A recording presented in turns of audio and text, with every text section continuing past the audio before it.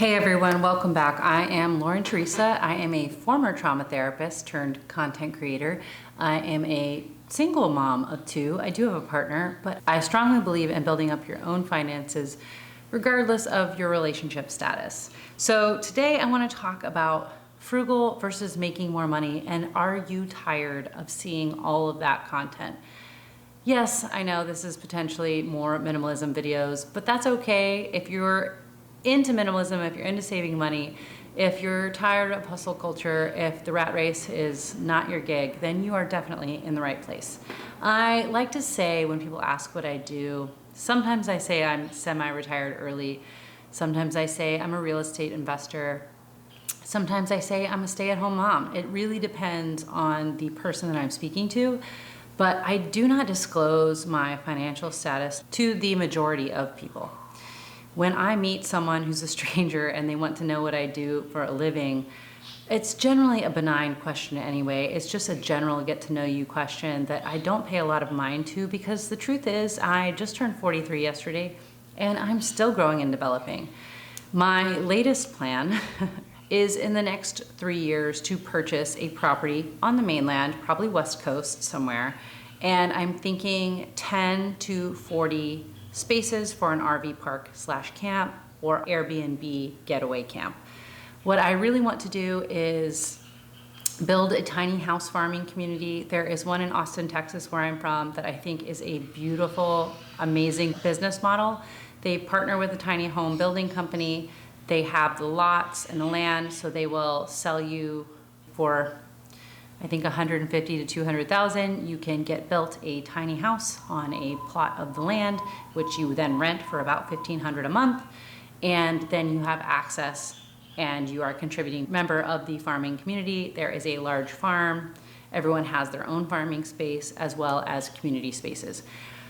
I think personally this is the way that things are going. In 2019, during COVID, I purchased and lived in 2 separate RVs, a very fancy, very expensive trailer.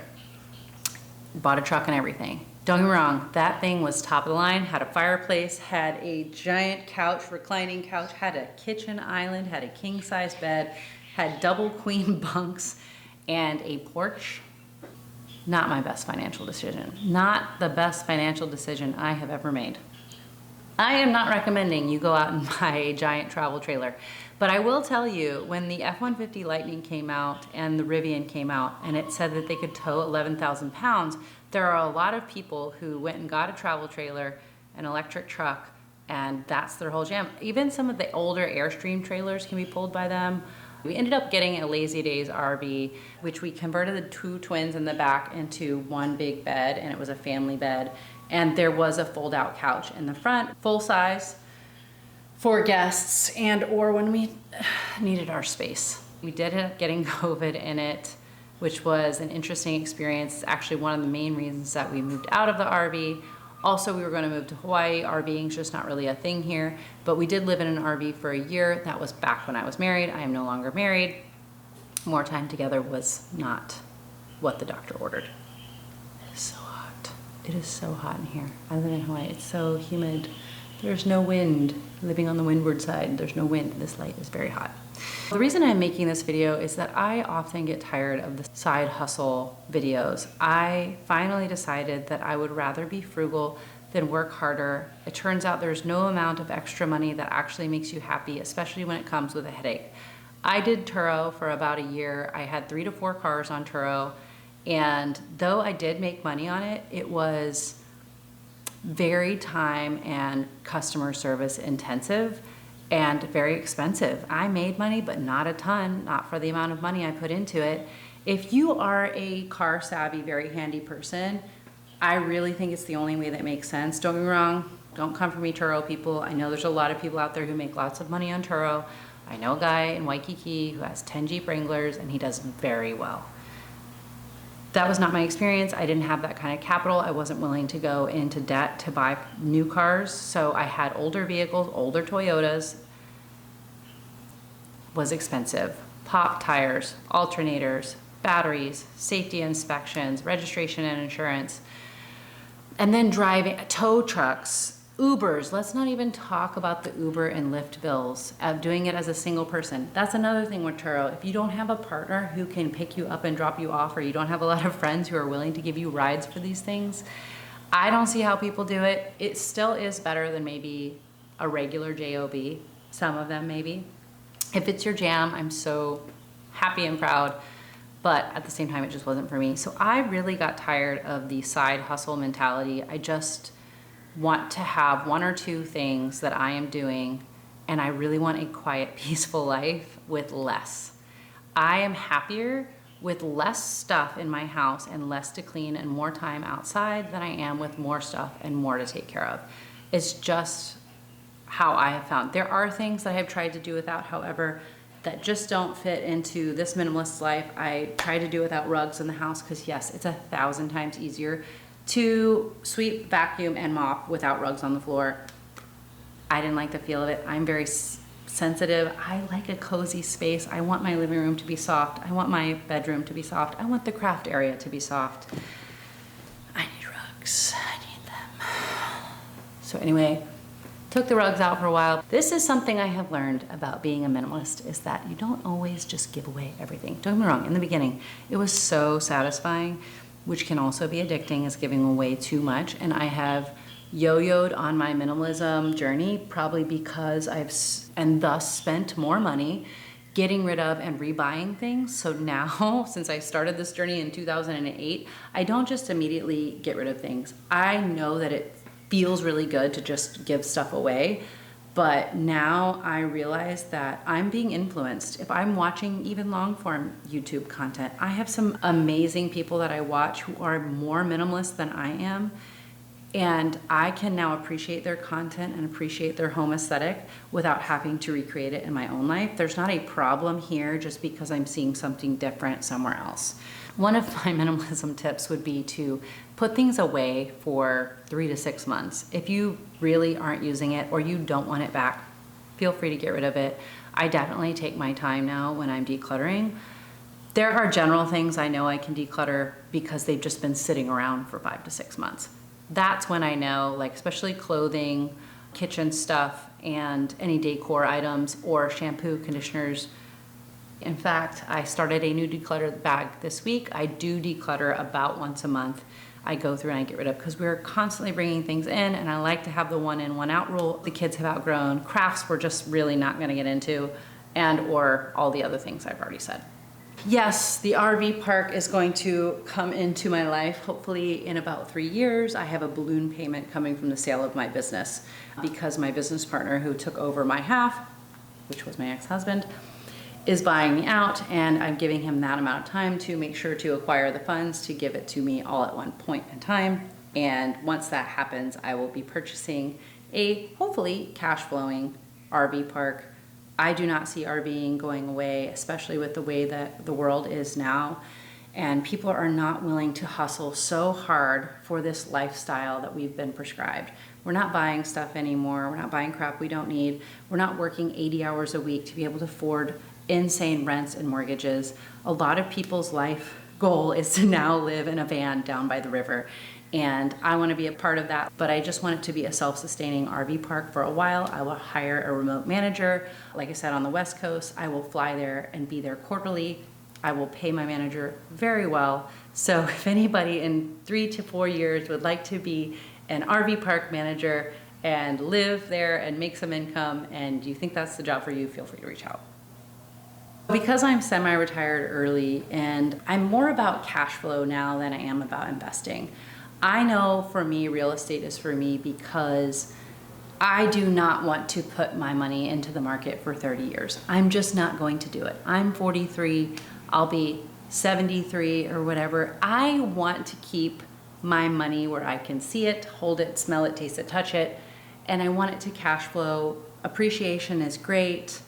It's the least important thing to me. Cash flow for my life so I don't have to go to a JOB is really what I want. I want to provide lifestyle for me and my kids so I can be there while they're growing up. I can travel when I want to. I can wake up when I want to, go to sleep when I want to.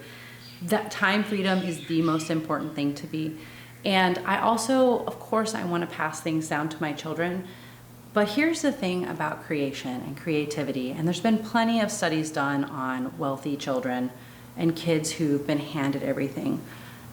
When someone gives you $1 million, right, versus you earning and creating something in your life to earn $1 million or make $1 million, they're completely separate appreciation, completely separate emotional appreciation, completely separate investment in that item. If someone hands me $1 million, it is way different than me earning that.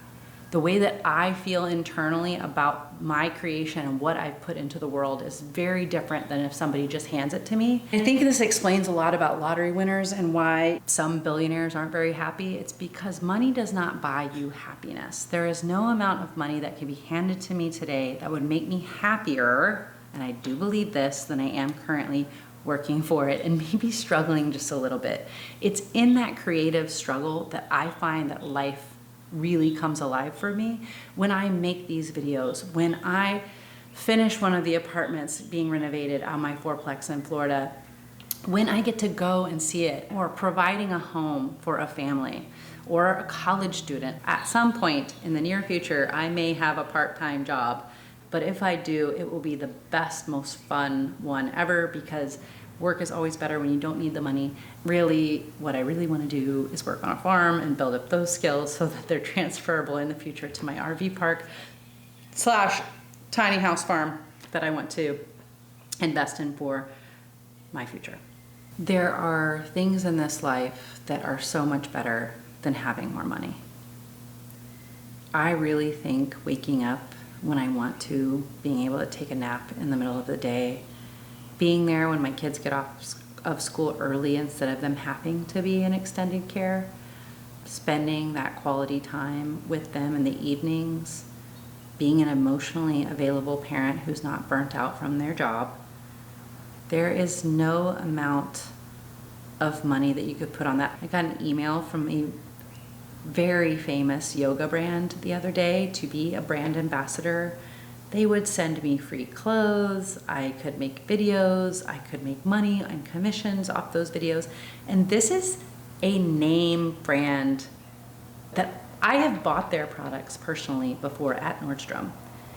And I am not going to respond to the email. I really wanted to apply to the program, but the truth is, if I'm gonna buy a very nice yoga brand today, I'm gonna do it on Poshmark. I'm probably gonna do it on eBay. I'm not gonna buy new. And so I can't really, in good faith, promote that on my channel. As much as I would love to have some free yoga clothes, I just don't want you to think that I want you to go buy new yoga clothes because I'm wearing them. I just think I would have lost the plot if that were the case. And I would be doing it maybe more out of, yes, excitement some, but a little bit of fear too. I honestly don't know if my YouTube channel will ever make me money. Will I monetize? I don't know. What I do know is I am excited to make these videos and take you along on my earning, learning, and investment journey. I am so excited about the RV park. I loved living in an RV. Honestly, that's another thing I do if I would go to zero. I would for sure buy an RV with my kiddos, homeschool them, live on a tiny house farm in the Pacific Northwest or somewhere else. I think that's an amazing life.